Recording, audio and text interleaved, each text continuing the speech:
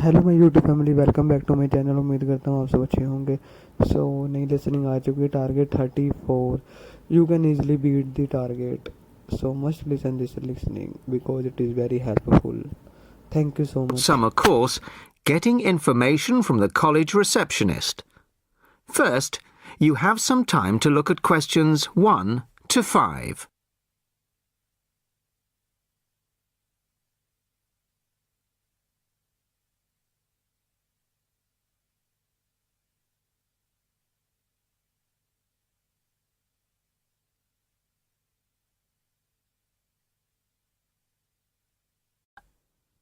Now the test will begin.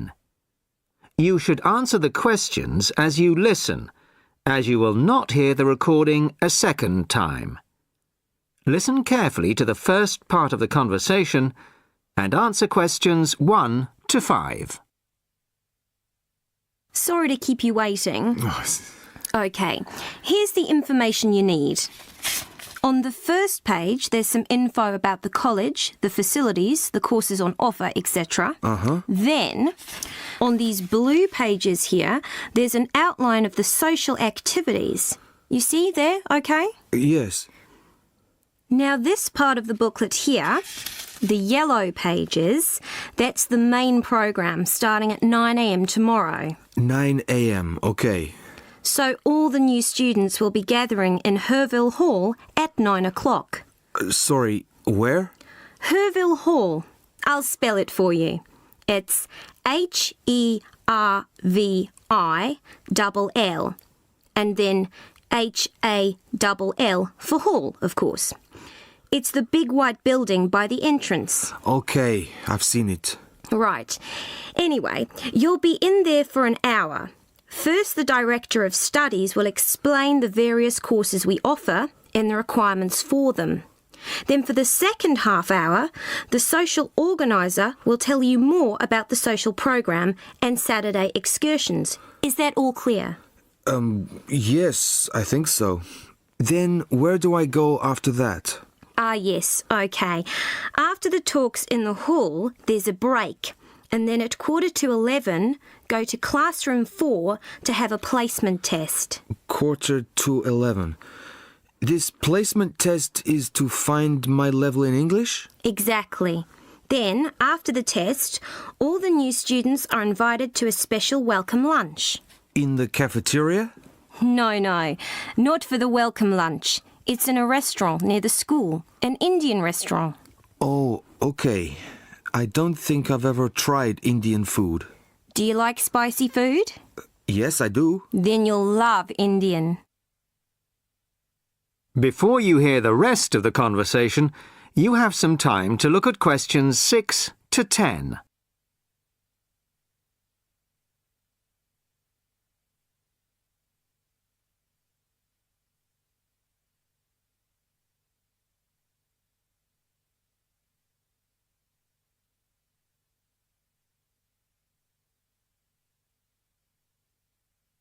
Now listen and answer questions 6 to 10. So, where's the Indian restaurant? Don't worry, it's really easy to find. Have you got that map I gave you? This one? Yes, that's it. See here, the main entrance to the school? Yes? Well, don't go out of there. There's a smaller entrance here, round the back. Oh, yes, I see. OK, so you go out of there, past the phone box, and then turn right into this road here, the one that goes along the side of the park. You'll see a supermarket on the left, and then it's just after that on the right. It's quite a big place. You can't miss it. Okay. And one more thing. Is there a post office near here? Post office? Oh, yes, of course. Just the other side of the park. Go through the middle of the park, and it's there by the park entrance. Thanks a lot. You're welcome. Oh, there's a good cafe near here too. Very popular with the students. Just there. You go out of the main entrance into Varley Road, then turn left at the bank, and it's at the end of the street. They do amazing coffee. That's great. Thanks very much. No problem. Enjoy your course. Thanks again. Bye.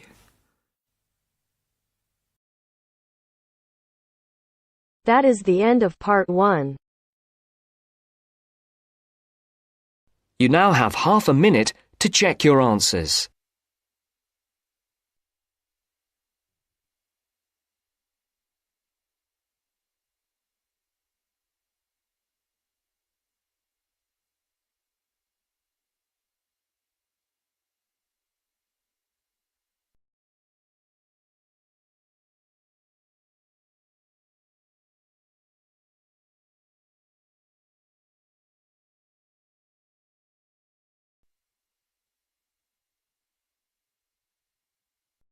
Now turns to part 2. Part 2. You will hear a podcast on Canberra's theme park. Now you have some time to look at questions 11 to 16.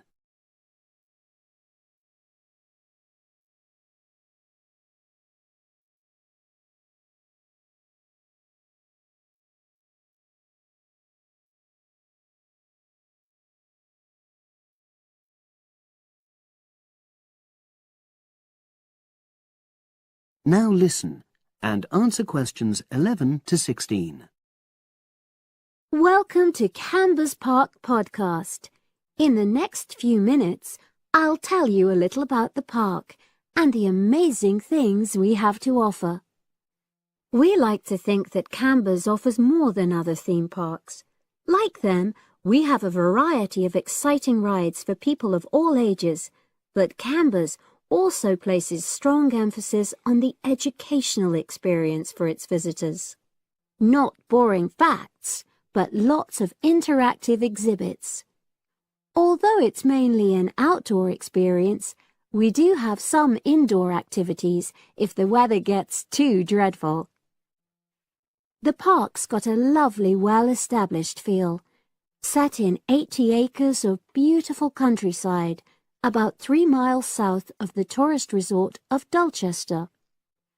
The park was set up in 1997 by the Canberra family, but then taken over by new owners in 2004, who have maintained the original vision of the Canberras. It has lots of old trees, hundreds of flower beds, and a gorgeous lake. Canberra's has over 45 different rides, exhibits, and arcades. All but one of these is free once you've paid your entrance fee. We charge a small fee for our newest ride to reduce the length of the queues. You don't pay anything for parking. A family ticket for a family of 4 works out at about £8 per person, which is amazing value. Full details of current prices are shown on our website, along with full details of rides, etc., and directions for getting to us. We also have a number of special offers. For example, if you live locally, why not join our Adventurers Club, which entitles you to 50% off ticket prices all year round, and a special lane for all rides and exhibits, which means you don't have to wait to get into any part of the park. See the Offers tab on the website. We've recently added a number of new exhibits to the park, and we're particularly proud of our Future Farm Zone, which houses over 20 different species of animals, from chipmunks to dairy cows. The emphasis is on getting near to the animals. All of them can be petted, and you can buy food for feeding the animals. Many of our younger visitors say that this is the high point of their visit. And speaking of food, don't let the animals have all the fun. We have a total of 7 different catering outlets on the site. We're open 10 to 5:30 all year round, and cold drinks and snacks can be bought at any time during opening hours.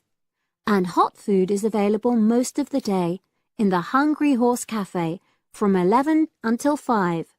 Just half an hour before closing time. Now you have some time to look at questions 17 to 20.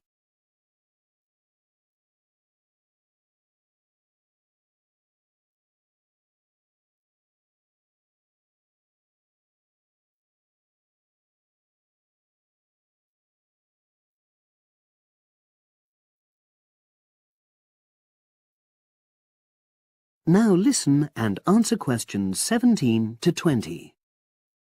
Now we want all our visitors to have an exciting time when they come to the park, but our first priority must be safety.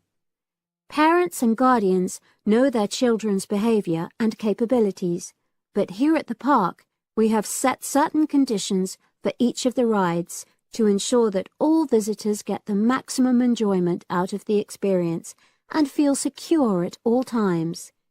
There are 4 major rides at the park.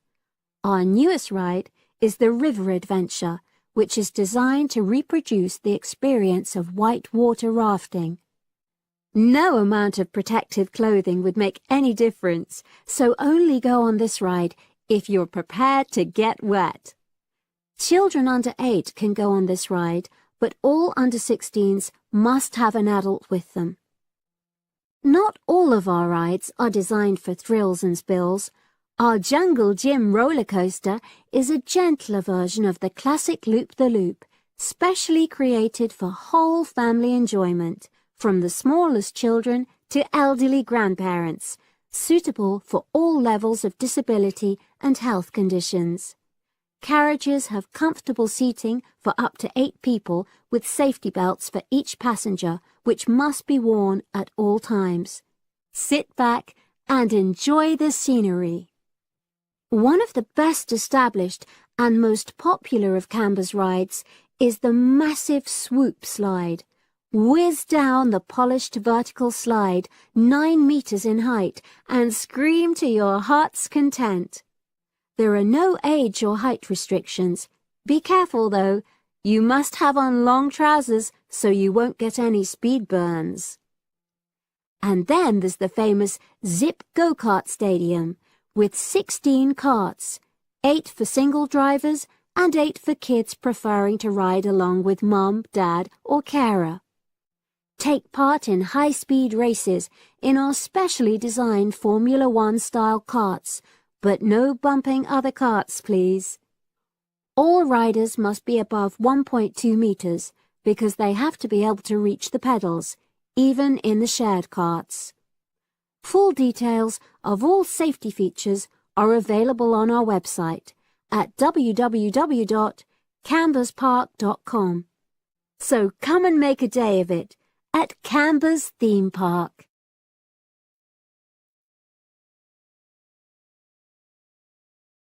That is the end of part 2. You now have half a minute to check your answers.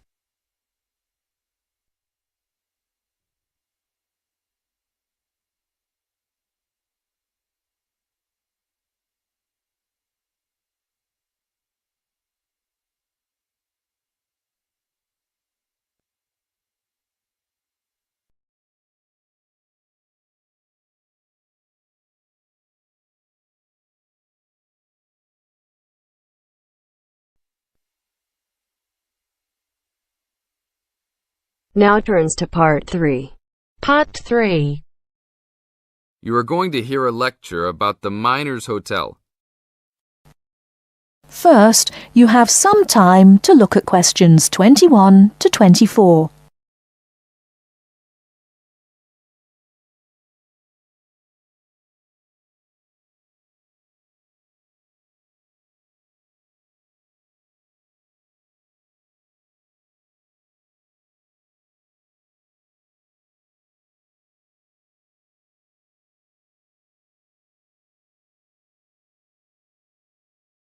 Now, listen carefully and answer questions 21 to 24.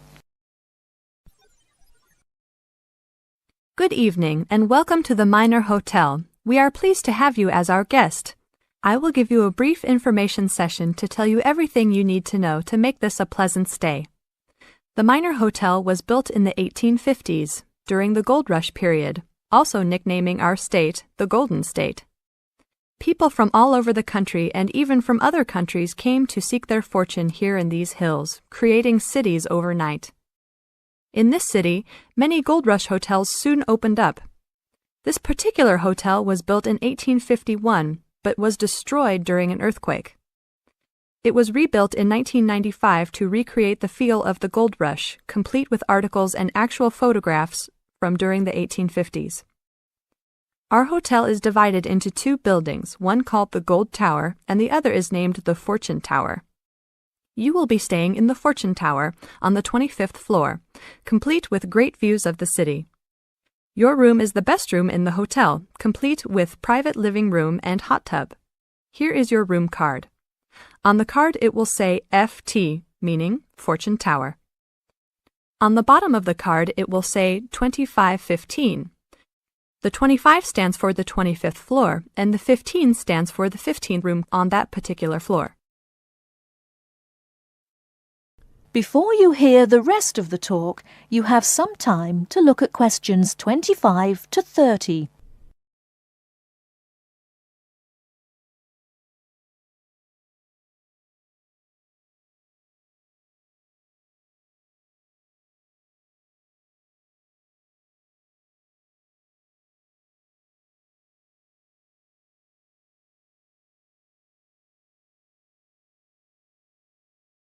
Now listen and answer questions 25 to 30. There are emergency exits in both towers of the hotel. They are located on the south side, opposite the elevators. Please use these in case of a fire or other emergency. We have some special events happening this week. Our Miners Diner is offering a special Miners Buffet dinner this Friday and Saturday for only $20 per person. This special includes all food, not including drinks and alcohol, and shows for the night. The buffet will be available from 5 to midnight. Because of the historical significance of our hotel, there are some special rules. The first rule is that there is no smoking allowed anywhere in the building, not even in your own room. This is not only to ensure the safety and health of our guests, but also the furniture and pictures can be easily damaged by smoke and other harsh treatment. Please remember that there are items of furniture over 100 years old here, so respect the rules by not smoking. Secondly, please do not take pictures using a flash of any of the drawings and paintings in the rooms or hallways, as they are old and fragile. We are doing our best to preserve a national treasure, so please help us in doing so. Lastly, you will only have one set of towels and bed sheets per 3 days. This is to conserve the water supply, as there are frequent droughts this high up in the hills. If there are any further questions, the staff of the hotel will be available to answer your questions. In the event that no one is able to answer your questions, I will also be available from 8 a.m. to 5 p.m. each day in the concierge. I hope you enjoy your stay here with us. Thank you very much. That is the end of part 3. You now have half a minute to check your answers.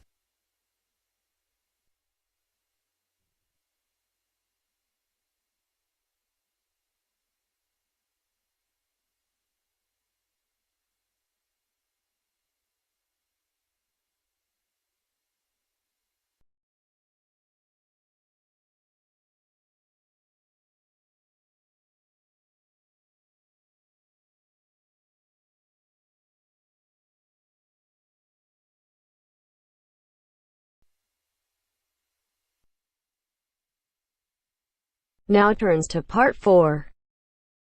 Part 4. You will hear part of a lecture about a place called Cuba Pedy. Listen carefully and answer questions 31 to 36.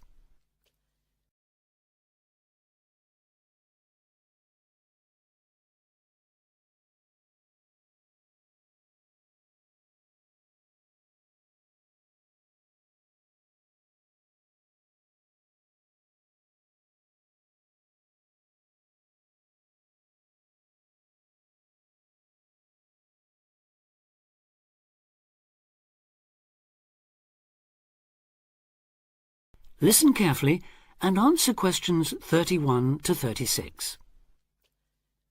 Good afternoon.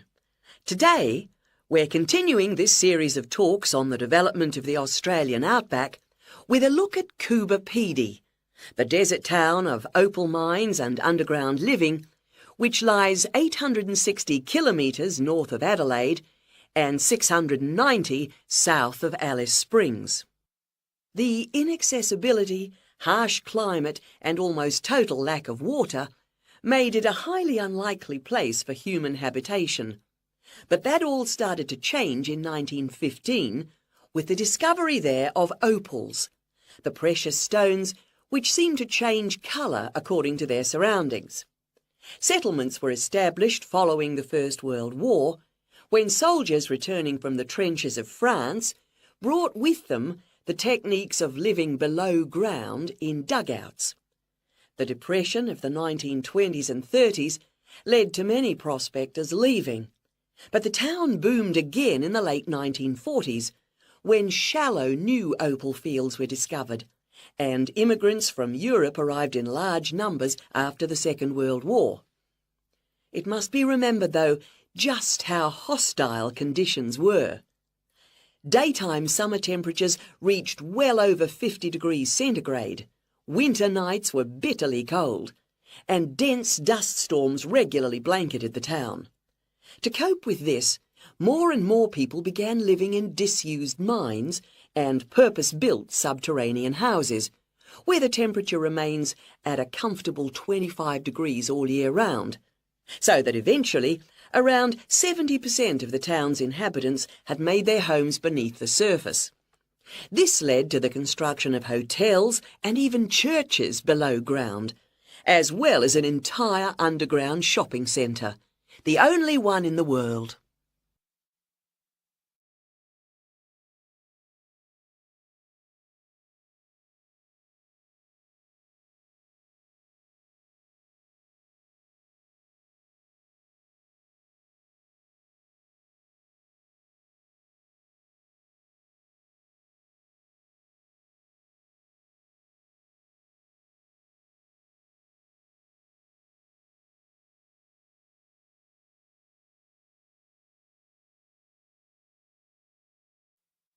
Now answer questions 37 to 40. Perhaps not surprisingly, this has now led to the emergence of a secondary industry, tourism. Increasing numbers of visitors come to see the tunnels and the caves with their ventilation shafts, the weird machines lying about in the town, and, just beyond it in the scorched red desert, the conical hills thrown up by the world's biggest opal mines. It's a logical stopping place for travellers too. The nearest town to Coober Pedy is Woomera, in the prohibited area once used for launching space rockets. But even that is an enormous distance away. Within the town itself, there are plenty of hotel rooms and a number of ethnic restaurants. Remember that Coober Pedy is one of the most multicultural places in Australia, with an estimated 45 nationalities represented, and its very own Opal Museum. A short distance from town, there's a section of the enormous barrier that runs thousands of kilometres across the country, the Dingo Fence, which is meant to keep these predatory wild dogs out of the sheep farming areas. Another attraction just outside town are the sets of various films made there, including Mad Max 3, as well as The Red Planet and Until the End of the World, names that reflect the harshness of the terrain and temperatures there. The name Coober Pedy, incidentally, comes from an Aboriginal expression meaning white man's hole in the ground. Next, I'd like to go on to talk about Broken Hill, another mining town, but one that...